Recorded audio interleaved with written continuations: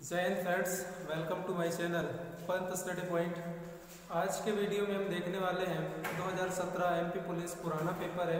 2017 मतलब 19 अगस्त को ये पेपर हुआ था। 19 अगस्त 2017 को ये पेपर हुआ था और इस पेपर में जितने भी जीके पूछे गए थे, तो हम आज के वीडियो में जितने भी जीके पूछे गए थे वो सारे जीके हम कवर करने वाले हैं। किस टॉपिक से कौन सा जीके पूछा गया था और उसके आसपास की चीज़ें हम देखने वाले हैं। मतलब टोटल क्वेश्चन रहेंगे 15 जीके के। उस 15 से हम कोशिश करेंगे कि ज़्यादा से ज़्यादा क्वेश्चन बन सके, उसके आसपास की चीज़ों को हम कवर कर सकें, क्योंकि क्वेश्चन अगले बार भी वहीं से उठना है, वही क्वेश्चन आने हैं। कभी ऑप्शन को ऑप्शन इस तरह से क्वेश्चन उल्टा पुल्टा करके आता है, लेकिन क्वेश्चन वहीं से आते हैं, उसके ही आसपास की चीज़ें पूछी जाती है। तो हम ये सारी चीज़ें देखने वाले हैं। ये रियल पेपर है, रियल पेपर के 15 क्वेश्चन है। ये पेपर हुआ था 19 अगस्त, फर्स्ट शिफ्ट है। ये फर्स्ट शिफ्ट का क्वेश्चन होगा, फर्स्ट शिफ्ट 2017 का एमपी पुलिस है ना। तो पहला क्वेश्चन हम देखते हैं क्या पूछा गया था। पहला क्वेश्चन पूछा गया था, क्वेश्चन जो है मैं पूरी तरह से लिख नहीं पाऊंगा, तो यहाँ शॉर्ट में समझना है कि क्वेश्चन क्या था। है पहला क्वेश्चन पूछा गया था कि मानव अधिकार दिवस कब मनाया जाता है। मानव अधिकार दिवस पूछा गया था, तो यह जाता है इसका आंसर 10 दिसंबर। इसका ये बहुत आसान क्वेश्चन पूछा गया था। तो कुछ क्वेश्चन आसान है, कुछ क्वेश्चन जो है थोड़ी हार्ड लेवल के। तो पहला क्वेश्चन क्लियर हो गया होगा। पहला क्वेश्चन 10 दिसंबर को मानव अधिकार दिवस मनाया जाता है। अब हम देखते हैं इसके आसपास की चीजें। हम मानव अधिकार की बात करें तो एक होता है राष्ट्रीय मानव अधिकार आयोग। राष्ट्रीय मानव अधिकार आयोग, राष्ट्रीय मानव अधिकार आयोग, यहाँ से भी क्वेश्चन आता है। यदि एक क्वेश्चन आता है कि राष्ट्रीय मानव अधिकार आयोग की स्थापना कब होती है, तो 12 अक्टूबर 1993 को इसकी स्थापना होती है। ये पूछा जाता है, इसलिए इसको याद रखना है। दूसरी चीज पूछा जाता है राष्ट्रीय मानव अधिकार आयोग का पहला अध्यक्ष कौन था। पहला अध्यक्ष याद रखना है रंगनाथ मिश्रा। रंगनाथ मिश्रा का नाम याद रखना है, पहला अध्यक्ष मानव अधिकार आयोग का। हम बात कर रहे हैं भारत लेवल पे। फिर यदि अभी वर्तमान में पूछा जाता है कि वर्तमान में राष्ट्रीय मानव अधिकार आयोग के अध्यक्ष कौन है, तो अरुण कुमार मिश्रा याद रखना है। अरुण कुमार मिश्रा ये अभी वर्तमान में है और इन्होंने किसकी जगह लिया है, एच.एन. दत्तू की जगह लिया है। एच.एन. दत्तू जो है ये इससे पहले थे, अभी जो वर्तमान में है वो अरुण कुमार मिश्रा है। तो ये चीजें याद रखना है। नेक्स्ट याद रखना है राष्ट्रीय मानव अधिकार आयोग का वाक्य क्या है, आदर्श वाक्य यदि कभी पूछ लिया तो सर्वे भवन्तु सुखिनः, सर्वे भवन्तु सुखिनः, सर्वे भवन्तु सुखिनः जैसे हम श्लोक बोलते हैं, वही इसका आदर्श वाक्य है। May all be happy, may all be happy होता है, मे ऑल बी हैप्पी, सर्वे भवन्तु सुखिनः, ये इसका आदर्श वाक्य है। अब हम बात करते हैं राज्य मानव अधिकार आयोग की। राज्य मानव अधिकार आयोग, या हम सीधे बात करें मध्य प्रदेश की, मध्य प्रदेश मानव अधिकार आयोग। मानव अधिकार आयोग की हम बात करें तो इसकी स्थापना होती है 1995 में। मध्य प्रदेश राज्य मानव अधिकार, मध्य प्रदेश मानव अधिकार आयोग की स्थापना यदि पूछता है तो 1995 याद रखना है। और वर्तमान में अध्यक्ष मध्य प्रदेश मानव अधिकार आयोग के वर्तमान में जो अध्यक्ष हैं वो कौन है, याद रखना है नरेंद्र कुमार जैन। नरेंद्र कुमार जैन, ये याद रखना है। तो हमने देखा पूछा गया था मानव अधिकार 10 दिसंबर को मनाया जाता है। कब से मनाया जा रहा है, 1948 से मनाया जा रहा है। 1948 से ये मनाया जा रहा है। तो इतनी चीजें हमने देखा, राष्ट्रीय मानव अधिकार के बारे में जाना कि स्थापना कब होती है, पहला अध्यक्ष कौन था, वर्तमान में कौन है, इसका आदर्श वाक्य कौन है। मध्य प्रदेश मानव अधिकार आयोग की बात करें तो स्थापना कब होती है, 95 में। वर्तमान कौन इसमें अध्यक्ष है, justice Narendra Kumar Jain. Next question हम देखते हैं। नेक्स्ट क्वेश्चन क्या पूछा गया था,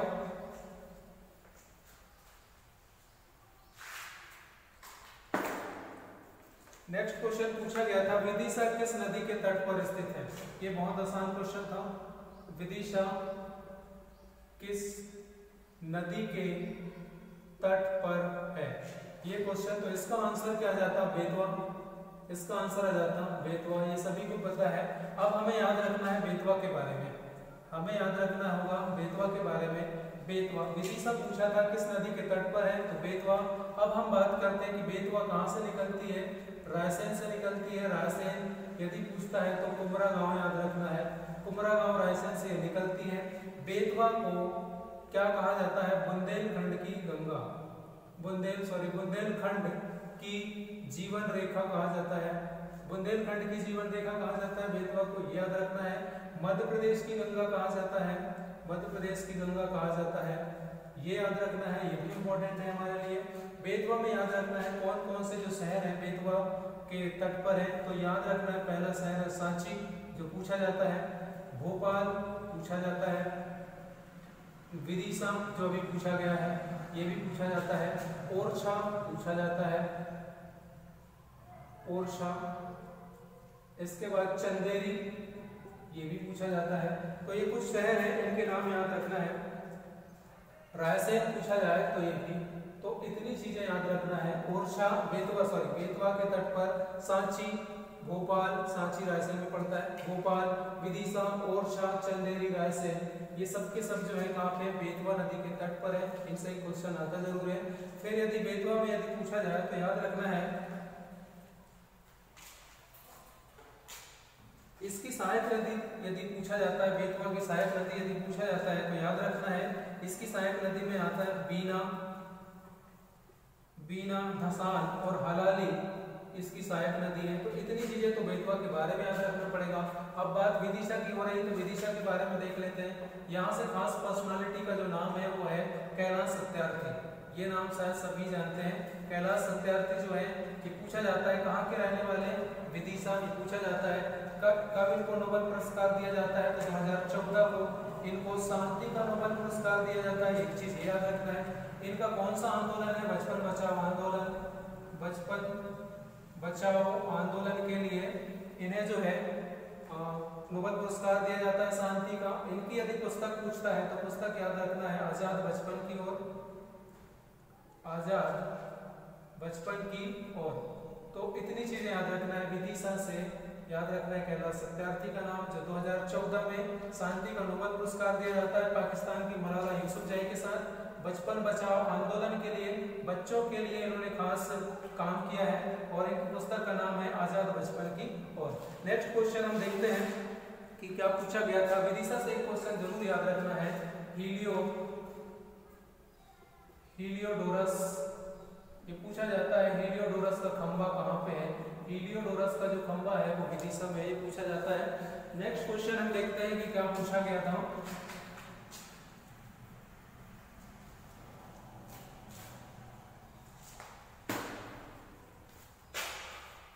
पूछा गया था कि ग्वालियर, क्वेश्चन ये था कि ग्वालियर की स्थापना किसने की, ग्वालियर की स्थापना किसने की। तो इसका सही आंसर हो जाता सूरज सेन, इसका सही आंसर हो जाता सूरज सेन। तो अब याद रखना है ग्वालियर की स्थापना जो की है वो सूरज सेन है। अब हम बात ग्वालियर की हो रही है तो ग्वालियर के किले की बात करते हैं। ग्वालियर का किला, ग्वालियर का किला, यहाँ से बहुत कुछ आता है। ग्वालियर का किला से एक क्वेश्चन आता है, ये कौन सी शताब्दी में बना, तो 5वीं शताब्दी में ये किला जो है ये बना है। यदि सन पूछता है तो 525 ईस्वी याद रखना है। ग्वालियर का किला कब बना, तो याद रखना है 5वीं शताब्दी। कभी कभी ऑप्शन में शताब्दी वाले ऑप्शन होते हैं। यदि सन पूछता है तो 525 ईस्वी। किसने बनाया पूछता है तो सूरज सेन का ही नाम आता है, सूरज सेन, सूरज सेन। ग्वालियर का किला किसने बनवाया, सूरज सेन। तो ये भी याद रखना है।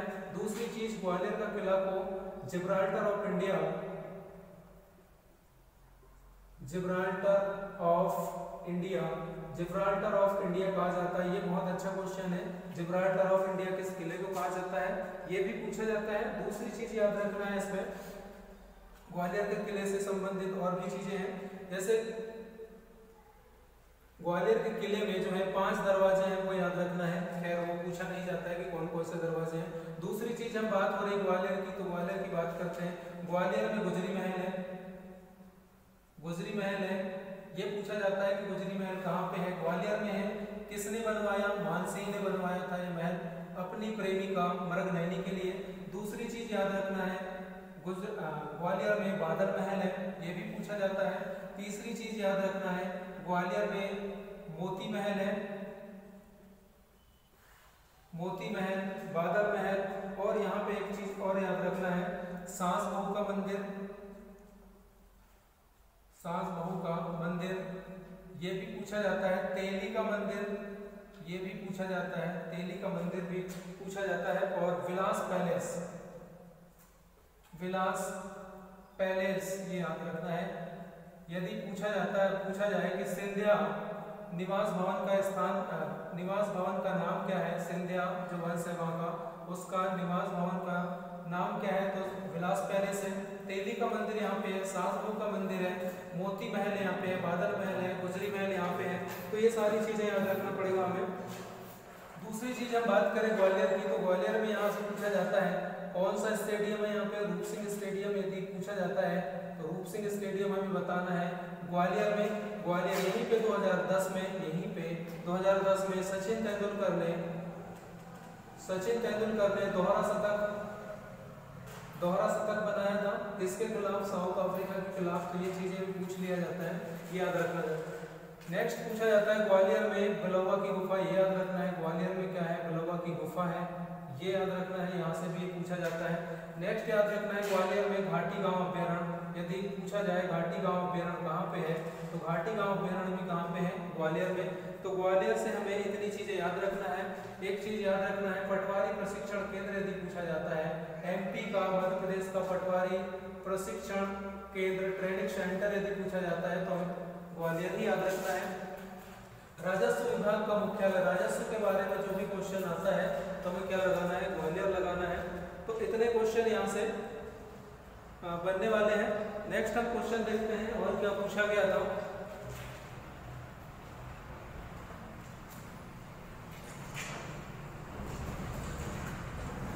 नेक्स्ट क्वेश्चन पूछा गया था, मोदी एक तारे का अतुल्य उद्गम, मोदी एक तारे का अतुल्य उद्गम, ये पुस्तक का नाम है। इस पुस्तक के लेखक कौन है, इस पुस्तक के लेखक कौन है, ये पूछा गया था। तो इसका आंसर हो जाता तरुण विजय, इसका आंसर आएगा तरुण विजय। तो याद रखना है, मोदी के बारे में इसमें लिखा गया है, मोदी एक तारे का अतुल्य उद्गम, ये पुस्तक लिखा है तरुण विजय ने। किसके ऊपर पुस्तक लिखा है, मोदी के ऊपर लिखा है, तो ये याद रखना है। नेक्स्ट हम बात करते हैं, तो मोदी की जो पुस्तक है, पीएम मोदी की जो पुस्तक है, ये भी पूछा जाता है। तो यहाँ से एक पुस्तक याद रखना, एग्जाम वॉरियर ये पूछा जाता है। और याद रखना है कर्म योद्धा जो है, इनकी एक पुस्तक है। तो प्रधानमंत्री मोदी की दो पुस्तक याद रखना है, एग्जाम वॉरियर जो वर्तमान में ये एग्जाम वॉरियर लिखा गया था उन अभ्यर्थियों के लिए, उन स्टूडेंटों के लिए जो है तैयारी करते हैं, उनको क्या क्या फेस करना पड़ता है, वो सारी चीजों को इसके बारे में बताया गया है। दूसरा याद रखना है कर्म योद्धा, इन्होंने ही लिखा है। नेक्स्ट क्वेश्चन क्या पूछा गया था, हम देखते हैं।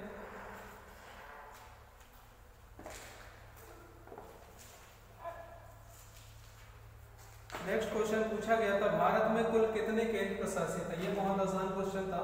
भारत में कुल कितने केंद्र प्रशासित हैं, केंद्र शासित प्रदेश है, ये आसान क्वेश्चन था। तो ये उस समय का आंसर 7 था, क्योंकि 2017 में इसका आंसर 7 लिया गया था, लेकिन अभी हम क्या कहेंगे, 8 कहेंगे।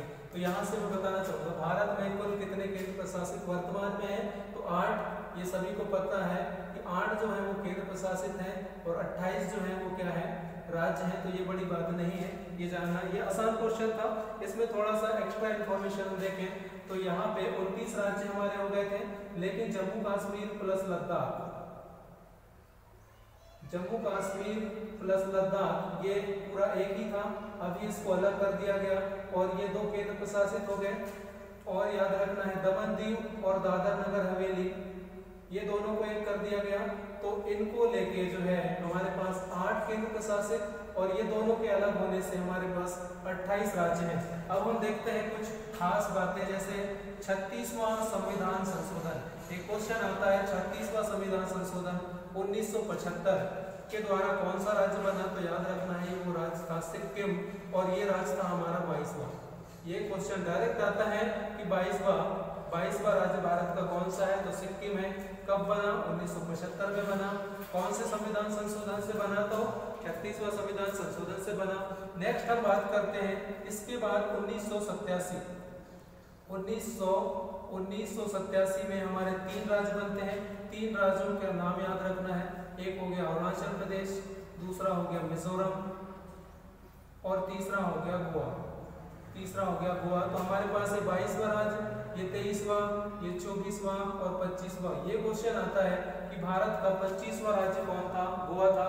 कब बना, 1987 में बना। अब हम बात करते हैं सन 2000 की, सन पूरे 2000 की।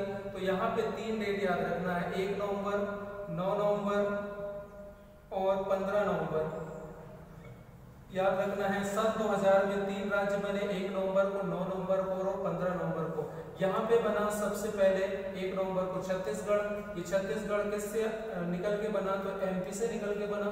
दूसरी चीज फिर याद रखना है उत्तराखंड किससे निकल के बना, तो यूपी से निकल के बना। और इसके बाद याद रखना है झारखंड, तो झारखंड किससे निकल के बना, तो ये बिहार से निकल के बना। ये चीजें हमारे लिए इंपॉर्टेंट है कि सन 2000 में 3 राज्यों का गठन हुआ। एक हमारा 26वां राज्य कहलाया, ये 27वां और ये 28वां। तो टोटल अभी जो है वो 28 राज्य हैं। लेकिन 29वां राज्य बना था तेलंगाना। 29वां राज्य बना था, ये बना था आंध्रा से अलग होके। दूसरी चीज याद रखना, ये कब बना था, ये पूछा जाता है 2 जून 2014 को ये बना था। तो अभी जो है जम्मू कश्मीर और लद्दाख के निकल जाने से पहले 29 राज्य थे, अब 28 हो गए हैं। तो हम एक बार देखते हैं, सन 2000 को 3 राज्य बने, छत्तीसगढ़, उत्तराखंड और झारखंड। एमपी से निकल के सीजी, यूपी से निकल के उत्तराखंड और बिहार से निकल के झारखंड। और हमारे पास ये हो गए 28 राज्य। 29वां राज्य के रूप में बना था तेलंगाना 2 जून 2014 को। लेकिन इनके यदि यहाँ से इनका जो है ये केंद्र प्रशासित बनने से क्या हो गया, 28 राज्य हो गया। तो ये सारी चीजें हमें याद रखना पड़ेगा कि हमारा 25वां राज्य कौन सा है, 22वां राज्य कौन सा है, 26, 27, 28वां राज्य कौन सा है, कब कब ये लास्ट के जो राज्य हैं वो बने, क्योंकि यहाँ से क्वेश्चन बनता है। नेक्स्ट क्वेश्चन हम देखते हैं क्या पूछा गया था।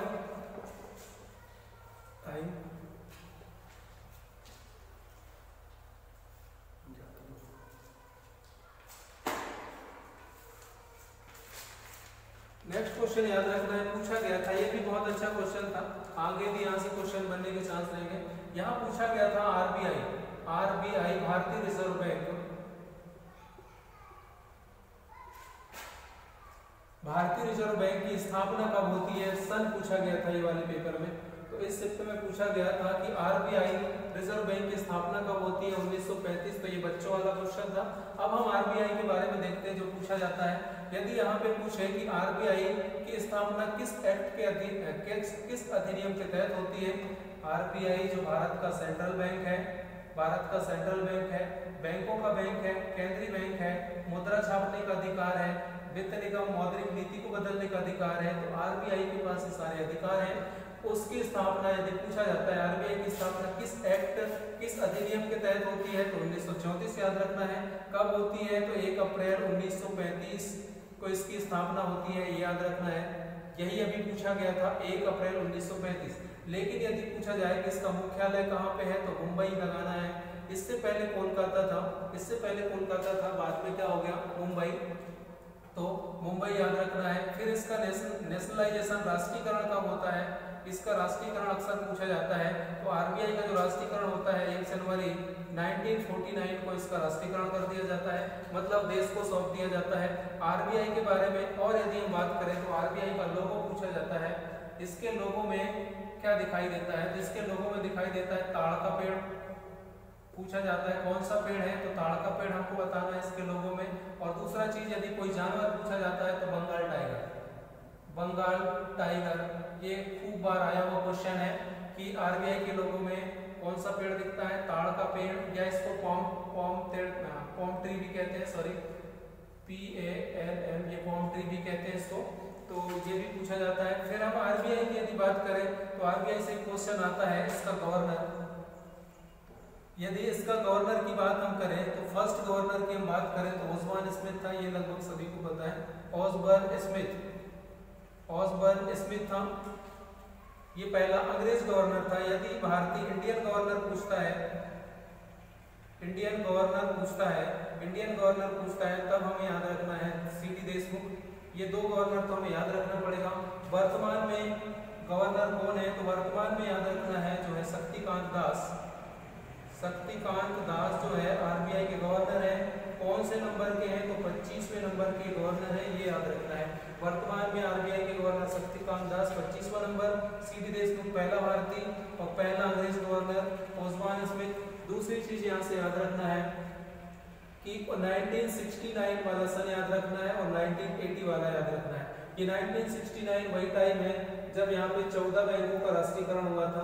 तो ये क्वेश्चन भी आता रहता है कि 14 बैंकों का राष्ट्रीयकरण कब हुआ था, 1969 में, और 6 बैंकों का राष्ट्रीयकरण कब हुआ था, तो 1980 में। इतनी चीजें आरबीआई के बारे में हमें याद रखना पड़ेगा। एक क्वेश्चन यदि यहाँ पूछा जाता है कि आरबीआई की स्थापना किस समिति या किस आयोग की सिफारिश पर होती है, तो यंग हेल्टन, ये जरूर याद रखना है। यंग हेल्टन आयोग की सिफारिश पर आरबीआई की स्थापना होती है। ठीक, ये जो है भारत का केंद्रीय बैंक है, बैंकों का बैंक कहा जाता है। मौद्रिक नीति में बदलाव करने का अधिकार इसके पास है। तो आरबीआई जो है हमारे देश का जो है एक प्रमुख सार्वजनिक बैंक है। नेक्स्ट हम क्वेश्चन देखते हैं और क्या पूछा गया था।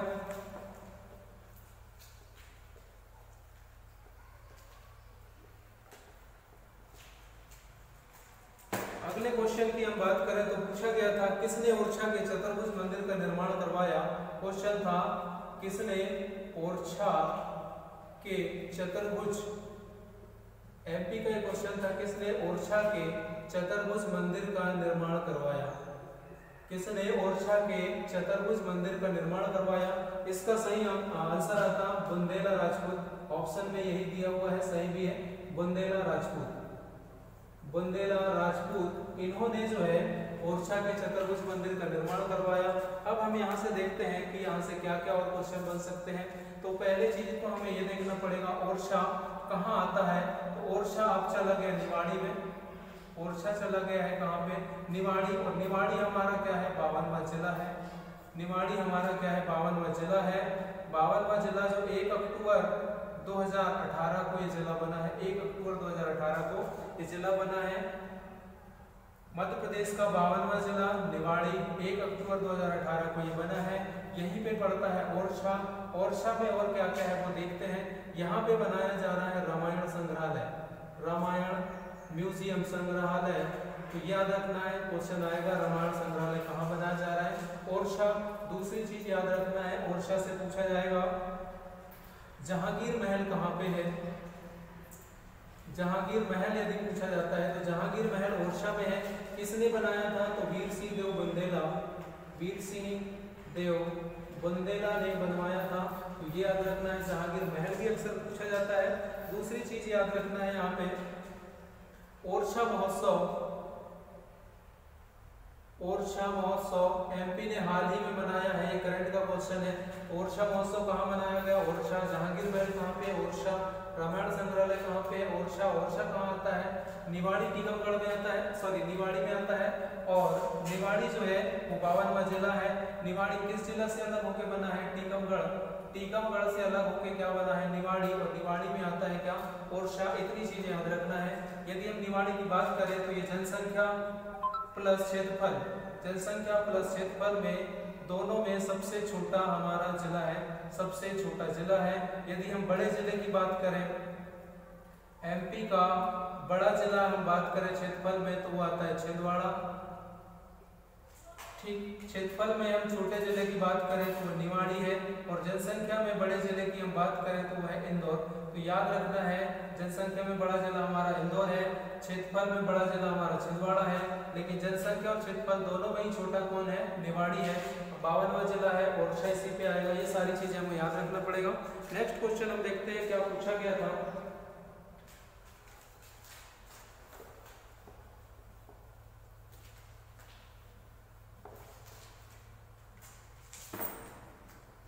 पूछा गया था विंध्याचल श्रेणी की ऊंची चोटी कौन सी है। ये क्वेश्चन था। विंध्याचल श्रेणी की ऊंची चोटी पूछा था।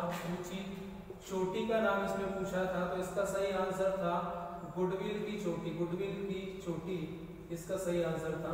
तो विंध्याचल श्रेणी की ऊंची चोटी का नाम पूछा था, इसका सही आंसर हो जाता क्या, गुडविल की चोटी। यहाँ पे हम देखें तो इस तरह से थोड़ा समझने की कोशिश हम करते हैं।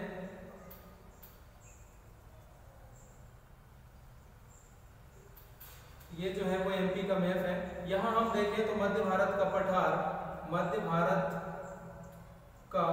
यहाँ पे पड़ता है। ये वाला जो है पूरा हिस्सा मध्य भारत का पठार है, जहाँ पे भिंड, मुरैना, शिवपुरी ये सारे जिले आते हैं। यहाँ की हम बात करें तो ये है बुंदेलखंड का पठार। बुंदेलखंड का पठार ये पड़ता है। इसको हम रीवा पन्ना का पठार कहते हैं। रीवा पन्ना का पठार, क्योंकि रीवा पन्ना, सीधी, सिंगरौली यहाँ पे ही बसे हुए हैं, और बुंदेलखंड यहाँ पे है, जहाँ पे छतरपुर, टीकमगढ़, निवाड़ी सब जिले आते हैं। यदि हम बात करें यहाँ पे तो ये बघेलखंड का पठार है। बघेलखंड का पठार है।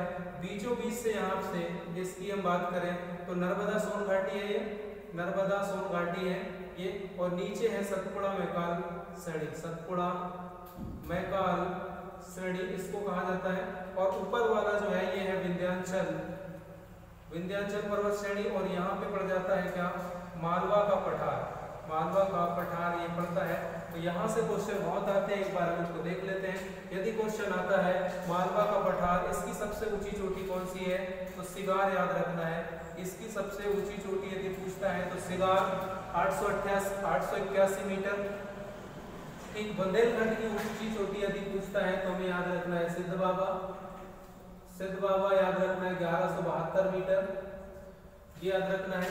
यदि यहाँ पे पूछा जाता है विंध्याचल की ऊंची चोटी का नाम, तो ये गुडविल की चोटी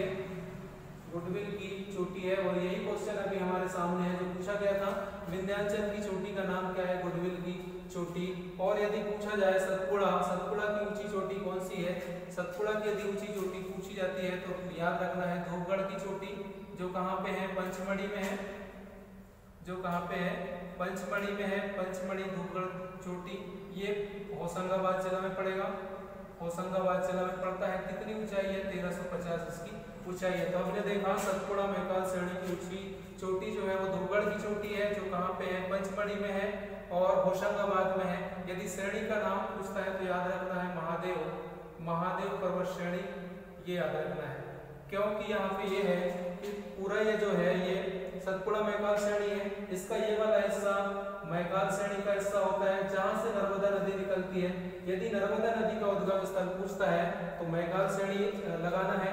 दूसरी चीज, बीच वाला हिस्सा जो पड़ता है ये महादेव श्रेणी पड़ता है, ये महादेव श्रेणी। तो महादेव श्रेणी में ही धूपगढ़ की चोटी है, पंचमढ़ी है। इसके बाद ये वाला हिस्सा पड़ता है राजपीपला, ये लास्ट वाला हिस्सा पड़ता है। तो इतनी चीजें हमें याद रखना पड़ेगा। दूसरी चीज यहाँ पे याद रखना पड़ेगा, एक पठार पूछा जाता है, पर्वत पूछा जाता है, भांडेर का पर्वत यदि पूछा जाए तो बुंदेलखंड में ही है। और विंध्याचल पर्वत श्रेणी से पूछा जाता है कैमूर श्रेणी किससे लगी हुई है, तो विंध्याचल से। इतनी चीजें हमें याद रखना पड़ेगा। नेक्स्ट क्वेश्चन हम देखते हैं।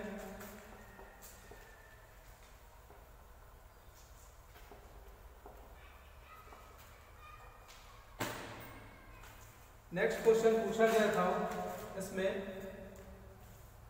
राष्ट्रीय प्रतीक चिन्ह पर कौन सा शब्द अंकित है, ये क्वेश्चन आया था। राष्ट्रीय प्रतीक चिन्ह पर कौन सा शब्द जो है वो अंकित है।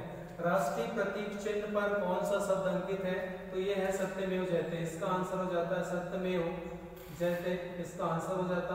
तो हमारे राष्ट्रीय प्रतीक चिन्ह पर क्या अंकित है, सत्यमेव जयते है। राष्ट्रीय प्रतीक चिन्ह क्या है, अशोक चक्र है, उस पर क्या अंकित है, सत्यमेव जयते। सत्यमेव जयते से याद रखना है, इसमें ये देवनागरी लिपि में लिखा गया है। देवनागरी लिपि पूछा जाए कि सत्यमेव जयते किस लिपि में लिखा है, देवनागरी किस उपनिषद से लिया गया है, मुंडकोपनिषद याद रखना है। मुंडकोपनिषद से लिया गया। दोनों ही पूछा जाता है किस उपनिषद से लिया गया है, मुंडकोपनिषद। किस लिपि में लिखा गया है, देवनागरी लिपि में लिखा गया है। दूसरी चीज पूछा जाता है सत्यमेव जयते। सत्यमेव जयते का अर्थ क्या है? सत्यमेव जयते का अर्थ है सत्य की विजय होती है। लेकिन क्वेश्चन जो है सत्यमेव जयते का पूछा जाता है तो ट्रुथ, ये याद रखना है, ट्रुथ विन ट्रायम्फ, ट्रायम्फ याद रखना है, ट्रुथ विन ट्रायम्फ, ये भी सत्यमेव जयते का अर्थ होता है। नेक्स्ट अब देखते हैं अगला क्वेश्चन क्या पूछा गया था।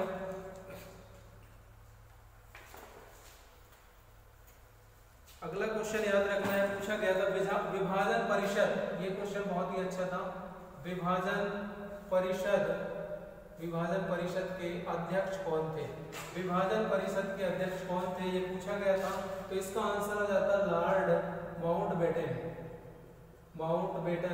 विभाजन परिषद का अध्यक्ष था लॉर्ड माउंटबेटन। यहाँ पे ये क्वेश्चन इस तरह से घुमा के पूछा था। यदि यहाँ पे क्वेश्चन आता है भारत विभाजन की बात हो रही है, यहाँ पे भारत विभाजन का दोषी यदि पूछा जाता है, भारत विभाजन का दोषी पूछा जाता है तो लॉर्ड माउंटबेटन। और बंगाल विभाजन का दोषी अगर पूछा जाता है, बंगाल विभाजन का दोषी पूछा जाता है तो लॉर्ड कर्जन। भारत विभाजन कब हुआ था? 1947 में। तो वही चीज है विभाजन परिषद, उसी को हम कहते हैं विभाजन परिषद या भारत विभाजन परिषद। भारत विभाजन का दोषी 1947 लॉर्ड माउंटबेटन के कारण हुआ था और बंगाल विभाजन हुआ था कर्जन के कारण। इसलिए क्वेश्चन आता है बंगाल विभाजन का दोषी किसको कहते हैं? कर्जन को। भारत विभाजन का दोषी कहते हैं किसको? माउंटबेटन को 1947 में। अब हम बात करते हैं भारत में आजादी के समय, भारत में आजादी के समय गवर्नर कौन था? भारत में आजादी के समय गवर्नर कौन था? तो ये पूछा जाता है। तो यहाँ पे याद रखना है माउंटबेटन। भारत में आजादी के समय गवर्नर कौन था? माउंटबेटन। दूसरी चीज याद रखना है, यहाँ पे इंग्लैंड का गवर्नर पूछा जाता है। भारत में आजादी के समय इंग्लैंड का इंग्लैंड का पीएम पूछा जाता है क्लीमेंट एटली। याद रखना है भारत की आजादी के समय इंग्लैंड का पीएम क्लीमेंट एटली। दूसरी चीज पूछा जाता है भारत की आजादी के समय कांग्रेस का अध्यक्ष कौन था? ठीक, आजादी के समय, भारत की आजादी के समय कांग्रेस का अध्यक्ष कौन था ये पूछा जाता है। तब याद रखना है जेबी कृपलानी। तो हमने देखा विभाजन परिषद का पूछा था, भारत विभाजन का दोषी भी वही चीज है और बंगाल विभाजन का दोषी कर्जन। आजादी के समय भारत का गवर्नर माउंटबेटन, आजादी के समय इंग्लैंड का पीएम क्लीमेंट एटली, आजादी के समय कांग्रेस का अध्यक्ष जेबी कृपलानी। ये सभी चीजें हमें याद रखना पड़ेगा। नेक्स्ट क्वेश्चन याद रखना है, नेक्स्ट क्वेश्चन पूछा गया था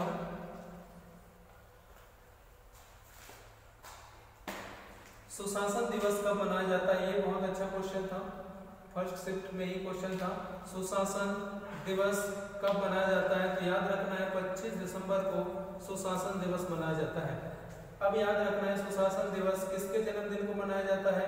अटल बिहारी के जन्मदिन को मनाया जाता है। ये क्वेश्चन भी आता है, सुशासन दिवस अटल बिहारी के जन्मदिन को मनाया जाता है, 25 दिसंबर को मनाया जाता है। इतनी चीजें याद रखना है।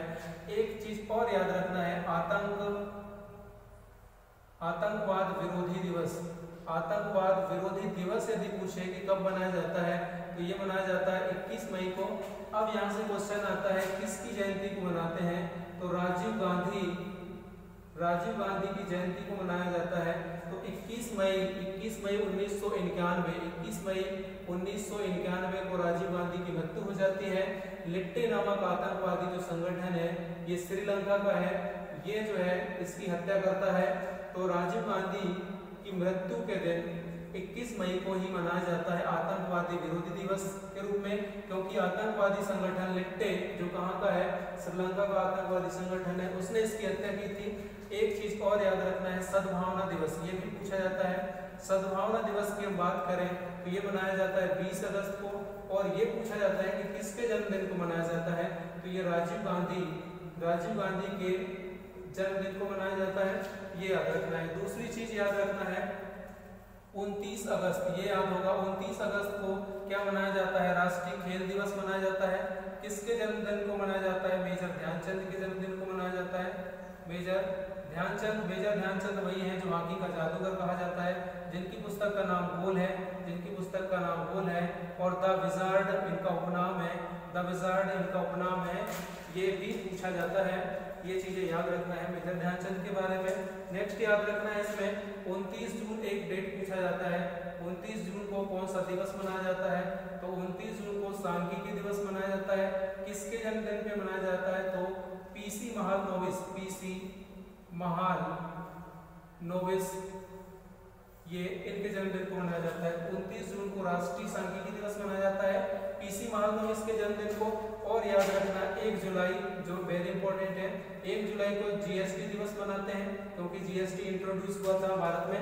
दूसरी चीज 1 जुलाई को चिकित्सक दिवस मनाया जाता है, चिकित्सक दिवस मनाया जाता है। ये क्वेश्चन भी एमपी पुलिस में पिछली बार पूछा गया था। किसके जन्मदिन को मनाया जाता है? विधानचंद्र राय, विधानचंद्र राय के जन्मदिन को मनाया जाता है। तो 1 जुलाई को याद रखना है। जीएसटी दिवस भी मनाया जाता है और चिकित्सा दिवस भी, चिकित्सा दिवस मनाया जाता है विधानचंद्र राय के जन्मदिन को। राजीव गांधी के जन्मदिन को सद्भावना दिवस, राजीव गांधी की मृत्यु के दिन को आतंकवादी विरोधी दिवस, सुशासन दिवस। अटल बिहारी वाजपेयी के जन्मदिन को कब से मनाया जा रहा है? 2014 से मनाया जा रहा है। और सांख्यिकी दिवस मनाया जाता है पीसी महालनोबिस के जन्मदिन को। इतनी चीजें हमें याद रखना पड़ेगा। नेक्स्ट क्वेश्चन की हम बात करते हैं कि क्या पूछा गया था।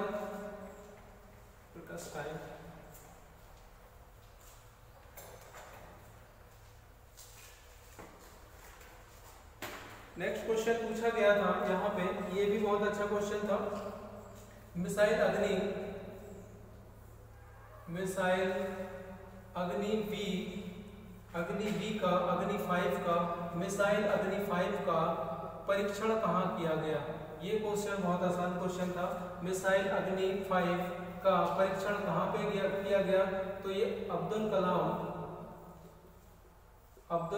द्वीप पर किया गया, अब्दुल कलाम द्वीप पर किया गया। तो याद रखना है भारत मिसाइल परीक्षण कहाँ करता है?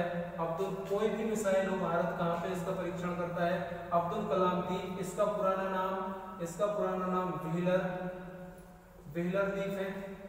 व्हीलर द्वीप का नया नाम अभी क्या बन गया है? एपीजे अब्दुल कलाम द्वीप बन गया है। ये कहाँ पे पड़ता है?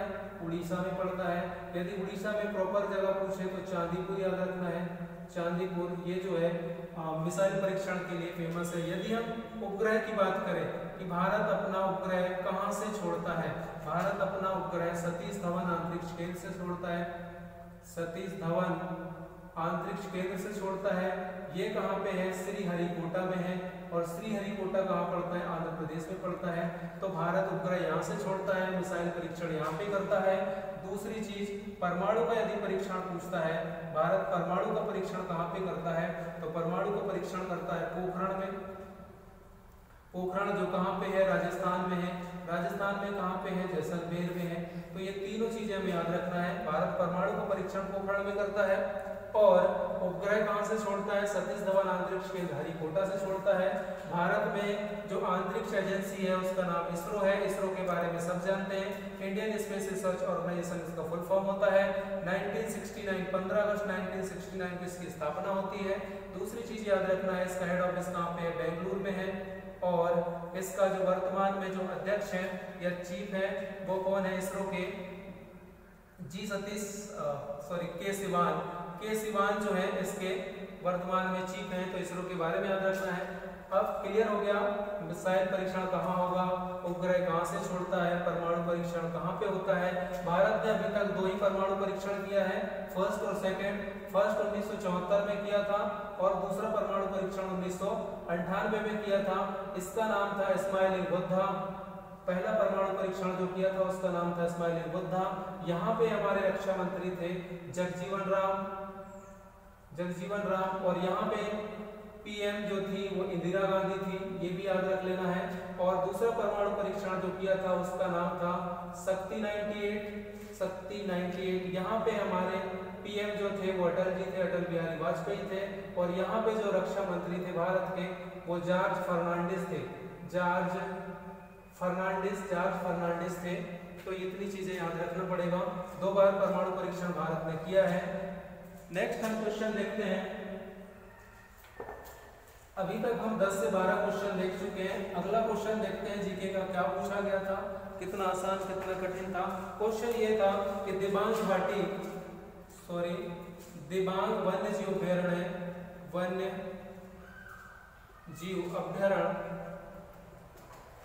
दिबांग वन्य जीव अभ्यारण्य जो है ये किस राज्य में स्थित है? तो इसका सही आंसर हो जाता है अरुणाचल प्रदेश। तो ये पूछ लिया था। तो एक वन्य जीव अभ्यारण्य, यदि जितने भी वन्य जीव अभ्यारण्य हैं भारत में, नेशनल पार्क हैं, ये सब याद करना है, जानना है। तो यहाँ पे वीडियो एक डला हुआ है, इसका एक वीडियो ऑलरेडी जितने भी भारत के अंदर वन्य जीव अभ्यारण्य है और जितने भी नेशनल पार्क है, इसका एक वीडियो ऑलरेडी अपलोड है। वहां जाके यदि देखते हैं तो पूरे सभी कवर हो पाएंगे। अरुणाचल प्रदेश का याद रखना है, पुराना नाम पूछा जाता है नेफा याद रखना है। अरुणाचल प्रदेश को ही कहा जाता है।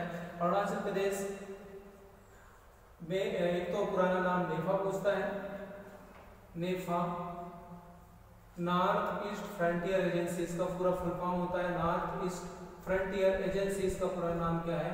नेफा है। अरुणाचल प्रदेश के बारे में इतना ही याद रखना है। ईटानगर जो है इसकी राजधानी है, ईटानगर इसकी राजधानी है। तो ये क्वेश्चन पूछा गया था। अगला क्वेश्चन पूछा गया था 1983 में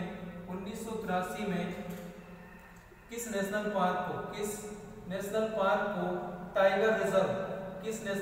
को टाइगर रिजर्व घोषित किया गया? तो ये इसका आंसर हो जाता पेज, इसका आंसर आता क्या? पेज छिंदवाड़ा वाला पेज। अब हम देखते हैं कि अभी एक वीडियो लाने वाला हूं मैं जिसमें एमपी के जितने भी नेशनल पार्क हैं वो सारी चीजों को मैं बताने वाला हूं। तो यहाँ पे इसको मैं ज्यादा डिस्क्राइब नहीं करूंगा। 1983 में ये नेशनल पार्क जो है टाइगर रिजर्व बनाया गया वो है पेंच नेशनल पार्क, और ये कहाँ पे पड़ेगा? छिंदवाड़ा सिवनी में पड़ता है। तो जितने भी एमपी के अंदर नेशनल पार्क हैं अगले वीडियो में मैं लेके आने वाला हूँ, तो इसे डिस्क्राइब तो मैं खैर नहीं करूंगा। इसके बाद हम अगला क्वेश्चन देखते हैं। लास्ट क्या पूछा गया था? एक क्वेश्चन यहाँ से पूछा गया था,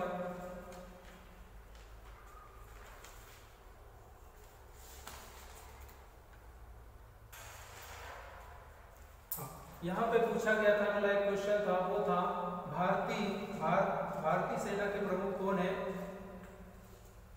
भारतीय सेना के प्रमुख कौन है? तो 2017 की बात हम करें तो 2017 में भारतीय सेना के प्रमुख थे जनरल बिपिन रावत थे। लेकिन अभी की हम बात करें तो एमएम नरवणे हैं। अभी हमें याद रखना पड़ेगा भारतीय सेना के थल सेना के प्रमुख कौन है?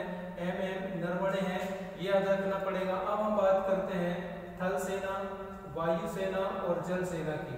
यहाँ पे ये याद रखना पड़ेगा जल सेना के प्रमुख कौन है? शायद करमवीर सिंह है, ये सर्च कर लीजिएगा। वायु सेना के आरकेएस भदौरिया साहब हैं, ये शायद बदल गए होंगे तो इसको सर्च कर लेना है। थल सेना के प्रमुख कौन है? एमएम नरवणे हैं। तो अभी हमें यह याद रखना पड़ेगा कि वर्तमान में तीनों सेना के प्रमुख याद रखना पड़ेगा। या याद रखना है 4 दिसंबर को जल सेना दिवस मनाया जाता है, वायु सेना दिवस 8 अक्टूबर को मनाया जाता है और 15 जनवरी को मनाया जाता है थल सेना दिवस। और इन तीनों सेनाओं के रूप में एक और विभाग बनाया गया है जिसको हम सीडीएस कहते हैं, चीफ डिफेंस ऑफ स्टाफ। किसे बनाया गया भारत का? ये है बिपिन रावत। तो हमें याद रखना है तीनों सेना के प्रमुख याद रखना है, साथ ही साथ सीडीएस अभी नया बनाया गया है, chief defence of staff Bipin Rawat को। इतनी चीजें हमें याद रखना पड़ेगा। यदि वीडियो अच्छी लगती है तो इसको लाइक शेयर और सब्सक्राइब करना है चैनल को, ताकि इससे बहुत सारा नॉलेज इंक्रीज हो सके और हम आसानी से कोई भी एग्जाम क्रैक कर पाए। दूसरी चीज कि इसी तरह से हम सीरीज को आगे बढ़ाते रहेंगे। एमपी पुलिस के हर 15 क्वेश्चन को फुल डिटेल डिस्क्राइब करेंगे, एक्सप्लेन करेंगे, और साथ में इसके साथ नेक्स्ट दिन जो है वो साइंस का वीडियो भी अपलोड होगा। आज तक के लिए इतना ही। जय हिंद।